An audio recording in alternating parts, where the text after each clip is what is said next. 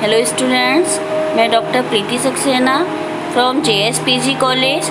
जैसा कि आपको पता है कि कोविड-19 के तहत हमारी ऑनलाइन क्लासेस चल रही है, उसमें मेरा आज का टॉपिक है ऑब्जेक्टिव्स ऑफ ऑडिटिंग।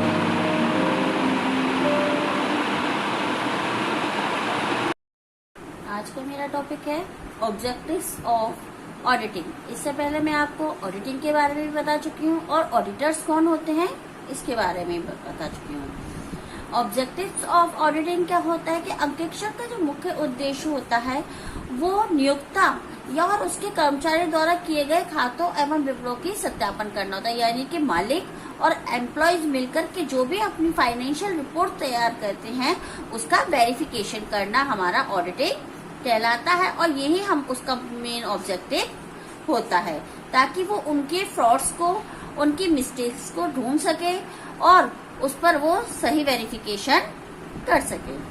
ऑब्जेक्टिव जो है अंकेक्षण के वो हमारे 4 टाइप्स के हैं।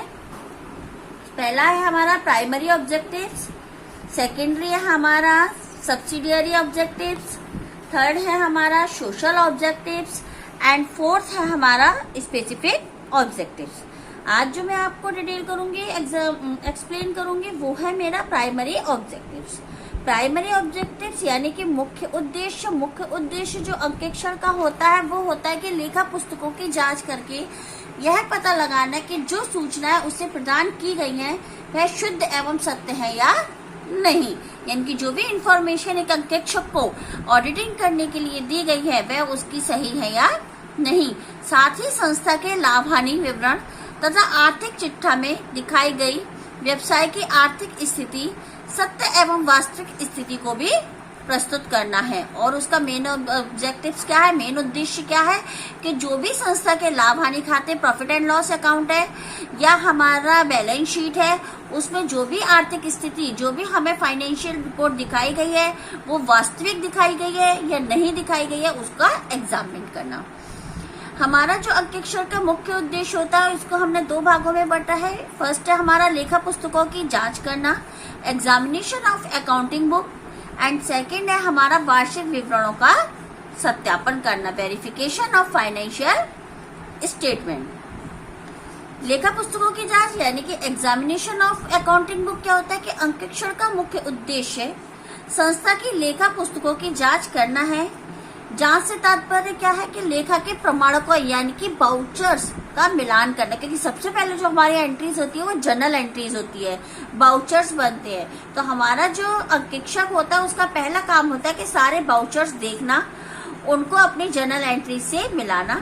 जिस प्रकार प्रत्येक लेखे के लिए प्रमाणक का होना आवश्यक है उसी प्रकार प्रत्येक प्रमाणक के लिए लेखे का भी होना आवश्यक होता है। यानी कि जिस तरह से हम हर उसकी एक एंट्रीज करते हैं उसी तरह से उन्हें वेरीफाई करना भी चाहिए। अंकेक्षण को यह भी देखना होता है कि प्रमाणक सत्य है या नहीं, यानी कि जो भी वाउचर्स उसे दिए गए हैं उसका मिलान जर्नल एंट्री से कर वो देखता है कि वो सही है या नहीं। इस प्रकार के लेखा पुस्तकों की जांच करना अंकेक्षक प्रक्रिया का मुख्य उद्देश्य होता है। यानी कि सबसे पहला जो प्राइमरी हमारा ऑब्जेक्टिव्स है ऑडिटर्स का वो है वाउचर्स का मिलान करना, जर्नल एंट्रीज देखना, उन्हें एग्जामिन करना और उसकी सत्यता का पता लगाना। सेकेंडरी है हमारा वार्षिक विवरणों का सत्यापन, verification of financial statement. Financial statement हमारे क्या होते हैं, फाइनेंशियल स्टेटमेंट होते हैं हमारा आर्थिक चिट्ठा यानी कि बैलेंस शीट और लाभ हानि खाता यानी कि प्रॉफिट एंड लॉस अकाउंट। वार्षिक विवरणों का अर्थ संस्था का लाभ हानि विवरण एवं आर्थिक चिट्ठे से है। इस संबंध में अंकेक्षक को यह पता लगाना है कि लाभ हानि विवरण द्वारा प्रदर्शित लाभ व हानि वास्तविक है या नहीं। यानी कि जो भी प्रॉफिट एंड लॉस दिखाए गए हैं, जो भी उनमें डेबिट या क्रेडिट किया गया है, एक्सपेंसेस या इनकम, वो सही रूप में किया गया है या एक्सपेंसेस ज्यादा दिखा दिए गए हैं, इनकम कम दिखाई है, जिससे कि हमारा खाते जो है वो गड़बड़ा रहे हैं। साथ ही आर्थिक चिट्ठा व्यवसाय की आर्थिक स्थिति का सही चित्र प्रस्तुत कर रहा है या नहीं। यानी कि जो भी बैलेंस शीट दिखाई गई है, जो भी उसके एसेट्स एंड लायबिलिटी है वो सही से दिखाए गए हैं या नहीं। लाभ का कम दिखाया जाना, जब हम एक्सपेंसेस ज्यादा दिखा देंगे, इनकम्स कम दिखाएंगे, तो जाहिर सी बात है कि हमारा प्रॉफिट उसमें कम दिखाया जाएगा, जबकि हमारा वास्तविक में प्रॉफिट ज्यादा हुआ होता है। संपत्ति या दायित्वों का अधिमूल्य व अवमूल्य काल्पनिक खातों का निर्माण व्यवसाय की आर्थिक स्थिति को वास्तविकता से दूर कर देते हैं। यदि हम एसेट्स अपनी कम की दिखा दी, लायबिलिटी हमने ज्यादा की दिखा दी, तो हमें लॉस नजर आ जाएगा। तो ये भी हमें पता लगाना कि जो उसमें स्टेटमेंट में दिया गया है हमारा एसेट्स एंड लायबिलिटी के बारे में, वो सब हमारा सही। इसी तरह से संपत्ति या दायित्वों का अधिमूल्य व अवमूल्य काल्पनिक खातों का निर्माण व्यवसाय की आर्थिक स्थिति को वास्तविकता से दूर कर देते हैं। यानी कि जो हमारी एसेट्स होती हैं, जो हमारी लायबिलिटी होती है, उनसे भी हमें अपने व्यवसाय की आर्थिक स्थिति की वास्तविकता का पता चलता है। अगर वो हमारी सही नहीं होंगी तो हम उसकी वास्तविकता से दूर हो जाएंगे, यानी कि हमें उसके बारे में कोई जानकारी नहीं होगी कि हमने कोई एसेट्स खरीद तो ली लेकिन उसे बैलेंस शीट में नहीं दिखाई है, या दायित्व जो होते हैं, लायबिलिटी जो होती है, कर्जा जो होता है, वो हमने लिया है नहीं लिया है तो भी दिखा दिया, तो इससे हमारा जो हमारी बैलेंस शीट है वो सही नजर नहीं आएगी। तो अंकेक्षक का मुख्य जो कार्य होता है वो ये भी देखना होता है कि उनकी जो आर्थिक स्थिति है, जो उनकी बैलेंस शीट है, जो हमारे एसेट्स एंड लायबिलिटी है, वो हमारे सही है या नहीं।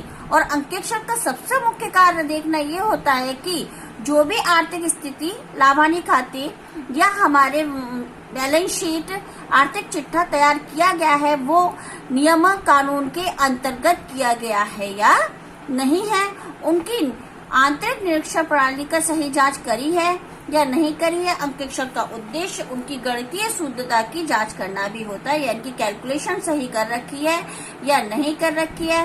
पूंजीगत मदों, आयगत मदों यानी कि रिवेन्यू एंड एक्सपेंडिचर जो होते हैं, उनका सही स्पष्टीकरण दिया गया है या नहीं दिया गया है। आर्थिक चिट्ठे में, बैलेंस शीट में सभी संपत्तियां, सभी दायित्व सही मूल्यांकित किए गए हैं या नहीं, यह अंकेक्षण का मुख्य उद्देश्य होता है। Thank you.